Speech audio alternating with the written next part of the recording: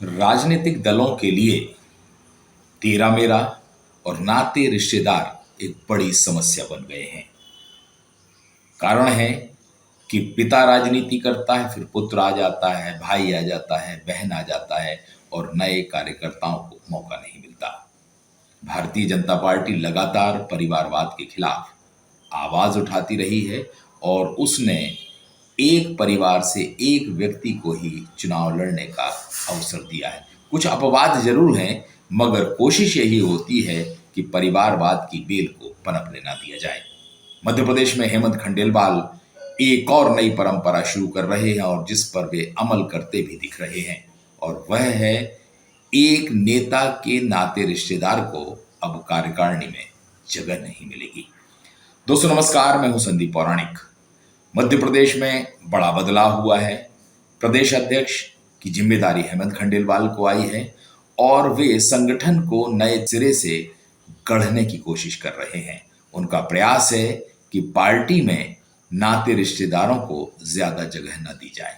अगर नेता पुत्र है तो उसे संगठन में जिम्मेदारी न दी जाए, यानी पद न दिया जाए। वर्तमान में जिला स्तर की कार्यकारिणियों का गठन चल रहा है, उसके बाद प्रदेश कार्यकारिणी का गठन होना है, नगर निगम मंडलों उनके अध्यक्षों के चयन होना है, इसके अलावा मंत्रिमंडल का विस्तार भी होना है।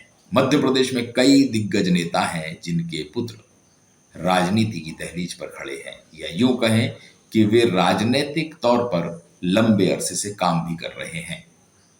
अभी हाल ही में जो तस्वीरें सामने आ रही हैं वे बता रही हैं कि मध्य प्रदेश में अब नाते रिश्तेदारों को जगह नहीं मिलने वाली। बात हम करते हैं पिछले दिनों गठित हुई कुछ कार्यकारिणी की, और उनमें नाते रिश्तेदार आ गए नेताओं के, तो उन्हें इस्तीफा भी देना पड़ा। पूर्व विधानसभा अध्यक्ष रहे हैं गिरीश गौतम, उनके बेटे को मऊगंज से, जिसका नाम है राहुल, उन्हें कार्यकारिणी में पदाधिकारी बना दिया गया था। आखिरकार उन्हें इस्तीफा देना पड़ा। इसी तरह की बात संपतिया उइके के साथ आई है। उनकी बेटी श्रद्धा को कार्यकारिणी में जगह दे दी गई, उसे भी इस्तीफा देना पड़ा है।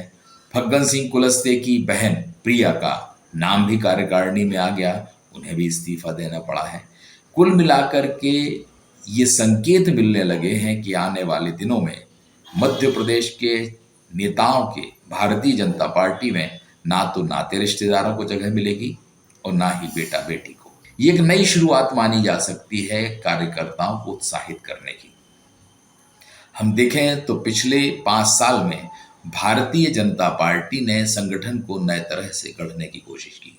सदस्य संख्या बढ़ाई, नवाचार के प्रयोग किए, नई पीढ़ी को, नए लोगों को, वे लोग जिनका कोई नाते रिश्तेदार नहीं है, उन्हें बड़ी बड़ी जिम्मेदारियां दी गई। राज्यसभा में भी पहुंचे, लोकसभा चुनाव लड़ने का मौका मिला, विधानसभा का, और भी संगठन में उन्हें जिम्मेदारी दी गई। अब हेमंत खंडेलवाल निचले स्तर पर भी, जिला कार्यकारिणी में भी नेता पुत्रों को, नेताओं के नाते रिश्तेदारों को जगह देने तैयार नहीं है।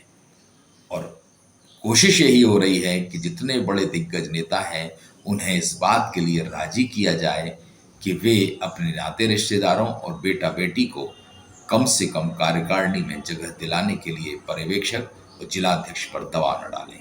क्योंकि हेमंत खंडेलवाल के पास ये शिकायतें आई हैं कि तमाम बड़े नेता हैं जो अपने नाते रिश्तेदारों को और बेटा बेटी को कार्यकारिणी में जगह दिलाना चाहते हैं, लेकिन नियुक्ति के बाद इस्तीफों का सिलसिला ये संकेत दे रहा है कि आने वाले समय में भारतीय जनता पार्टी के किसी भी नेता के बेटा बेटी, नाते रिश्तेदार को कार्यकारिणी में जगह नहीं मिलेगी। यानी कि अब निचले स्तर पर भी परिवारवाद को खत्म करने की या विराम लगाने की मध्य प्रदेश में कोशिश तेज हो गई है।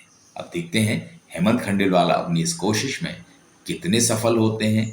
क्या ये शुरुआती कार्यकारिणियों का गठन है तो उसमें दिख रहा है, आगे हो सकता है कि प्रभावशाली नेता अपने नाते रिश्तेदारों को जगह दिलाने में सफल हो, लेकिन शुरुआत एक अच्छी है, कार्यकर्ताओं को उत्साहित करने वाली है और इसका लाभ भी पार्टी को मिलना तय माना जा रहा है।